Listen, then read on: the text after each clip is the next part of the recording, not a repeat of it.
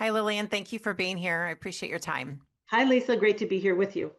So, we're going to talk about your world as it applies to autism. And you have been in this world for a long time. Your son is now 32, and he was diagnosed at 15 months. You have two children. So, your daughter was born first. So, you had a sense of what was typical, I guess, and started to see signs pretty early on about, that what was might be not necessarily a diagnosis yet, but the differences between them. So do you want to, let's go back all the way back to that time. Sure, I'm happy to. I'll go back just a bit further. When I was in college, I had worked with students that were autistic in the classroom. So I knew what autism was. And I remember sitting on the beach with my girlfriend one day talking about my work as a school aide and saying, geez, having an autistic child would be the worst, would be so hard, it'd be crazy. And then fast forward 20, 10 years, we have our first daughter who was typical, developed typically, and then we had our son. And I just noticed things that were different. I diagnosed him at 15 months. The doctors didn't diagnose him to 2 years, 6 months. So I could see what he was doing. He was fixating on certain objects. He was not talking enough. Um, I remember one day when I went to work, he waved bye bye, and then I never saw that again. Never heard anything again. So he digressed, Mm. something triggered, whatever the fact may be. Um, he, I told my husband, I said, I think Grant's autistic. And he said, you're crazy. What's autism? And then we took him to the doctor. The doctor said, your son is severely spoiled. Bring him back in 6 to 8 months.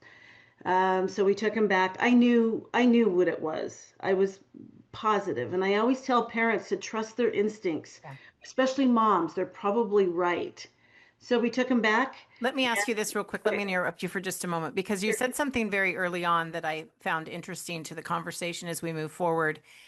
When you worked with autistic children before having a son who was you were assuming was autistic, what about that? Because at this point, this isn't a child in your home. These are children that you work with. These are people that you work with. So what about that terrified you about having an autistic child? Because you weren't in the home. This wasn't your child that you were recognizing this in. These were people that you came to care about, obviously, but still really strangers in the beginning. So as an outsider looking in at that point, what did you see that you didn't quite understand about it yet? So it wasn't it's what I saw that the part that frightened me is their behaviors when they had their meltdowns. I had also worked with students that were hard of hearing, and you could teach them differently than you could teach autism. And a lot of times, they weren't learning anything. And so I made it my plan when I was in college to work with these kids to try and teach them something because I knew their brains were working. I knew there was stuff going on in there. And I think their frustration and their outbursts, and so it could be a little intimidating and scary, especially since it was mostly boys. In fact, it was all boys that were in the classroom. They were big boys, tall and big. And so it was a little and frightening and strong, and right? strong, right? Yeah. Especially when And their didn't know they're on strike. anxiety is Yeah. up, Hmm. their energy is even greater, just like ours. But it was a frightening thing to think that I only dealt with it at school Monday through Friday from 9 to 1, right? Thinking about that and having that in my home, I always said I could have a deaf child because I could sign fluently. I knew how to work with deaf children and that deaf community. But having a kid on the spectrum and being autistic was very scary And as a they call it young the college spectrum. Sorry, you broke up a little bit. What did you say? Sorry. as a young college student. It was Right. very scary to think that, that could be a life.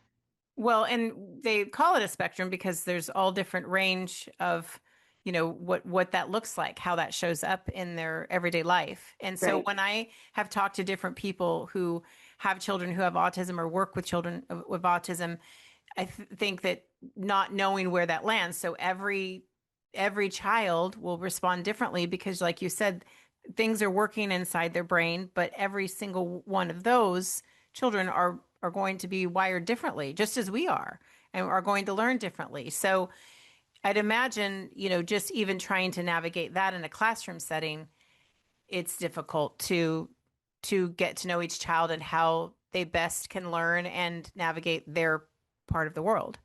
But I think you figure that out pretty quickly. If you're invested in that classroom and in those students, you do find out what works for that kid, how to talk slower or softer with that one, how to talk or how to use pictures with another one, or how to use words with another one, written words. It depends. Once you learn what the triggers are to stay away from those things to try and keep everything calm, and once you learn how they learn, and everyone is different, just like you and I, just as you described, we all learn differently. And then you also learn their sensories, what sensories are heightened, which ones are dull, and kind of figure out what works for them. Like my son, he doesn't like loud noises. So going somewhere with a lot of Disneyland, for instance, or an amusement park, he wants to be there, but the sounds when he was little were so overwhelming he couldn't understand it. And my husband, if I can digress for a second, my husband was in law enforcement, and in our home, I believe I'm the smartest one of the two of us, and because I was embracing autism, and so I figured I was the smartest one in it between he and I. In law enforcement, he'd gone to qualify for shooting, right? He had to qualify every month. And he was wearing his ear protectors. And he came home and he said, Lillian, why don't we try these on Grant? And because I'm the smartest one, I said, no, that'll never work. He'll never wear it, blah, blah, blah.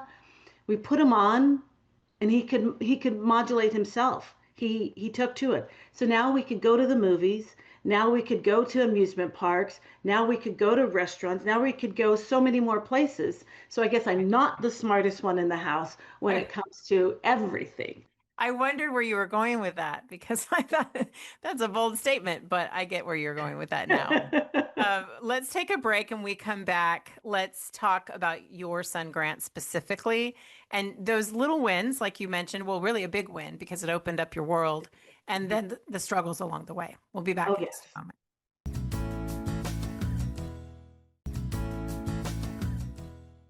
We're back talking with you, Lillian. At this point in our conversation, I wanted to get a little bit more of your backstory and working with autistic children before your son Grant was born about 10 years later. And so you noticed differences in him. You took him to the doctor. The doctor said he was spoiled, come back in a few months, and we'll see where he's at. So you had your mother's intuition saying they're wrong. And so what did you do when you got home from there? And you mentioned that your husband started to figure things out too and be a partner in participating in this.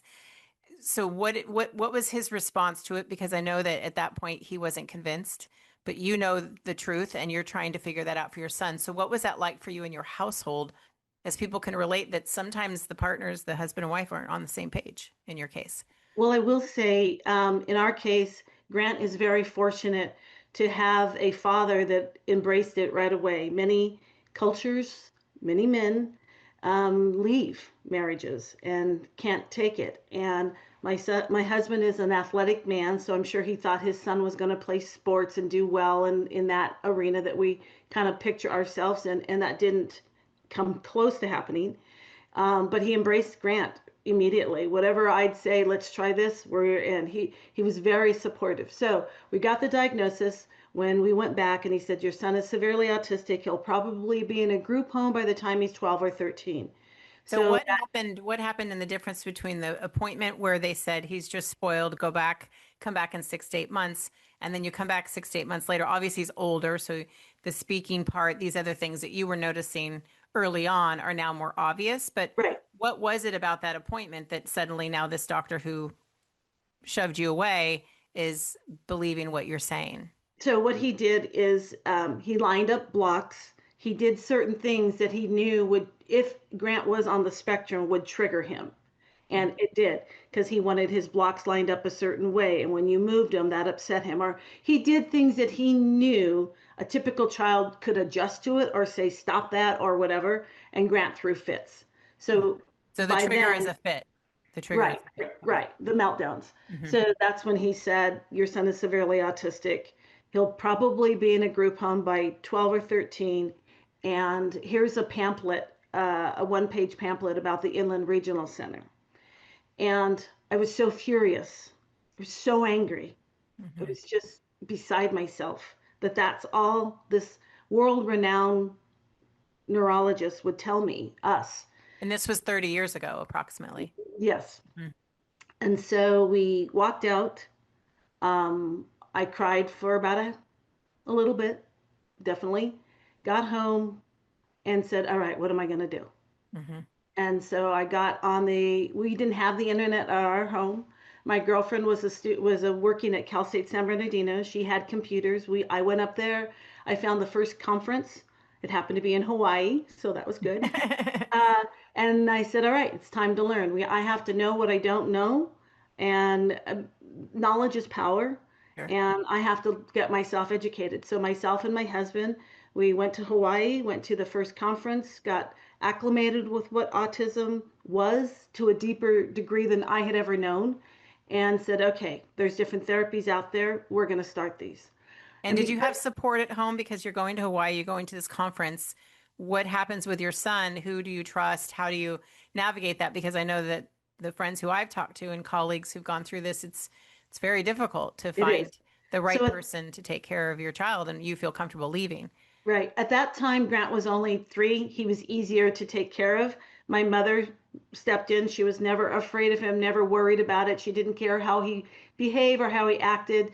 She's a Hispanic woman that said, these are my babies and I'll be fine with them. And my daughter, who's very mature, could help with everything else. She would say, help grandma find this or find that. Oh no, Grant doesn't do that, or Grant doesn't do this. So my daughter was always, always, always, and still is very supportive of Grant, even when she was 3. And a great communicator, it sounds like, right? Yes, You communicate for him sometimes. yes, Mhm. Yes. absolutely, and did through elementary school and beyond.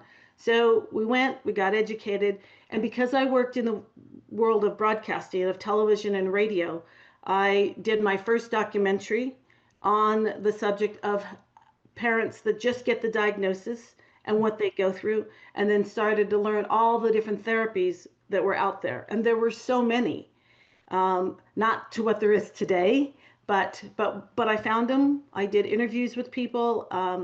Grant was if there was a new therapy and I kind of trusted it, we'd try it. We were doing a lot of things because you only have that small amount of time when their brain is first developing that you want to get in on that and do the best that you can then. And so we were on, and I didn't care which one was working. I was doing a more eclectic approach for Grant, whether it was PECS, Teach, AIT. I know these are just initials, but they were different therapies, music therapy. And so I jumped into, and we jumped into all of it. How did you, I mean, obviously you were trying everything you could and now there are more therapies. How did you decide which ones, prioritize which ones? If you're going to try them all, which ones are you trying first and and how did you decide that?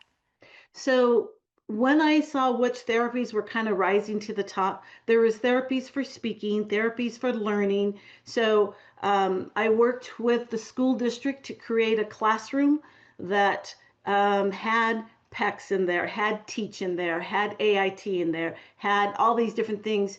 And then that was a good, safe place for him to go. We also worked very hard to get services for people to come to our home.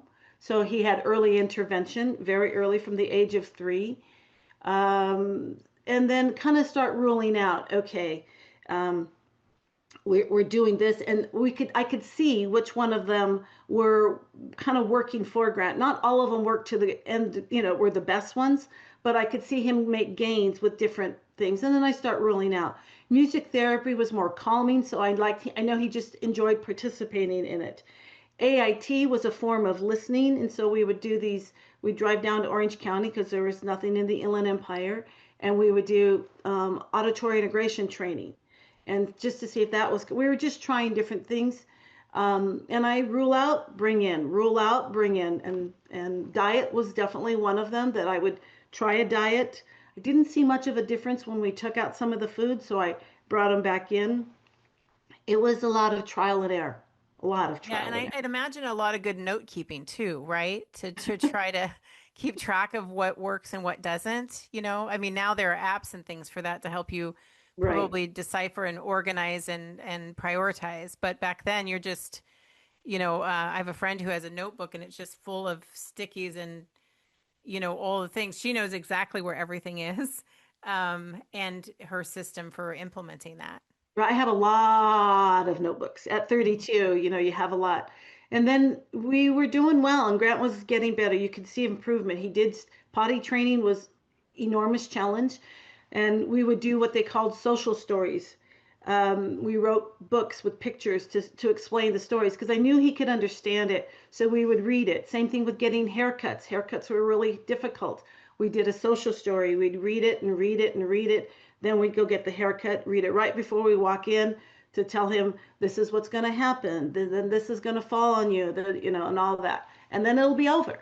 And so those were some of the challenges that we had going to Target. I love Target. No, there's no commercial for Target. Love Target, but Grant would always have meltdowns in Target. And those were harder because it's in the community. People would stare at me Right. Yeah. and judge you as a parent, do something with that kid. But I remember there was this one woman that circled around me and she said to me while I was on the floor with Grant because I wouldn't give in. Um, she said, "You're doing a great job. Hang in there." Mhm. And when people, little angels like that, give you that little bit, you have the energy, the courage, and the stamina to keep fighting. Because I knew if I gave in to Grant what he wanted there, I'd lose. And they're smart. You'd set it up Individuals with that way. autism are Yeah. smart. I They're believe very that too. smart. I believe that too. And I say that I see it the most in airports and places, Yeah. where there's so many people and so much stimulation. And whether the child is autistic or not, an airport is a very overstimulating place, even for adults. And I remember saying that to a woman who was on the floor in the middle of the airport with her child. And she just stopped and kind of dropped to the floor and gave him the minute he needed. And it made a big difference. And I said something to her. I really believe in telling people when you see somebody, a stranger, doesn't matter, when they're doing a good job, Right. they're doing a good thing because we have Yeah. no idea what their day is like, what their life is like. And it We had a sounds lot to of those me, in, I excuse would me, say, sorry. We had a lot of those in our world and in our yeah, lifetime where people just come up. I'll give you another example. Grant, for the longest time, would only eat French fries. Those on the spectrum can be very particular about their foods. Grant liked crunchy foods, so he would eat apples, lettuce, and French fries. For the longest time, I didn't know how he was going to survive, but he did, and that's what we ate. And so Applebee's has very good French fries, so we would go to Applebee's. This one time, Grant got too far ahead of me and was running to the seat, saw a woman with a plate of French fries on her plate and started taking them, and I was right behind him. No, no, Grant. And the woman was a nurse. And she said, he can eat all my French fries if he wants. oh, He can that's, sit right here with me. And you just suddenly, that anxiety that you're about to say, yeah. oh, I'm sorry, da da da da da, and Yeah, tell you because all the sometimes things. other people make it worse than it Yeah, has to but be. she didn't. And she just said, he can sit right here with me. I'm okay. And Yeah. didn't care. And you just feel like as a parent, Yeah. got through that one. It sounds to me what you were describing about, writing these picture books and like before a haircut and things like that. It sounds to me like just kind of explaining his world to him just a couple of steps ahead, Right. right? Letting him see the world through the lens that he needs to see it. He needs to know, still does, what's coming. As long as he knows what's coming, he can either prepare for it or not, but he can prepare for it. And um, I'm just going to share this one other experience where we as a family learned that we have to do this. We were traveling. He was a good traveler. He'd get through the airports. We'd do well. And we were traveling to East Coast. And on our way back, we were getting ready to come home, and we didn't want to tell Grant the vacation's over tomorrow. We were leaving because we knew all night long he would say, "Go to the airport, go to the airport, go to the airport, go to the airport, go home, and we didn't want to hear it. My daughter, Keith, my husband, and myself, we didn't want to hear it, so we didn't prep him. We just let him go. So we get to the airport, and he wouldn't get out of the car. And by now he's 16. And when he throws a meltdown at 16, it's a lot different than when a 10-year-old or a 5-year-old throws a meltdown. So we knew we wouldn't be able to get him out of the car. My daughter and I got out of the car, got on the plane. My husband was in the rental car and said, I'll start driving home. And so he started his drive home because Grant wasn't getting out of the car.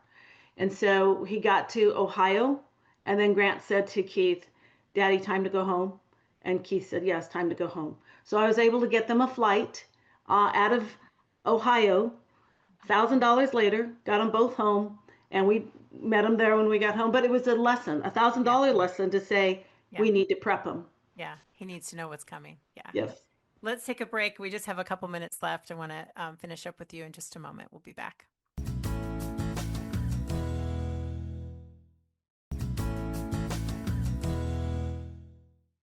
Lillian, we're running out of time, so I want to make sure that we mention the Autism Society Inland Empire, and that's the one that you're a big part of in your community. But one of the things we were talking about off camera is that people from anywhere can go to that website as a starting point for a resource. Right. So one of the things when Grant was first diagnosed, there was no resources. And I happened to read an article in a newspaper about this woman in the Sun Telegram. That's how old it was, and that gave me someone to call. She told me about the Autism Society because remember the internet wasn't there yet; it was just coming on. So today, families that get a diagnosis today have a resource to go to. ieautism.org is a great resource. Wherever you are, there might be a chapter in your community, but the ieautism.org website will have a plethora of information and resources, and you won't feel alone. And I highly recommend to parents to get involved with it to some degree, whatever their lifestyle allows for, because life is hard.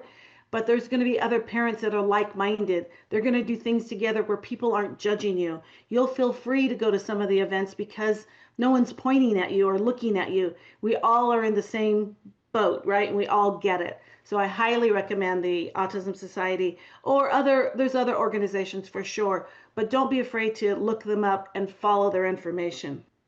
And that's where it starts for people who are watching or people who may have been involved in an organization that didn't quite fill their needs.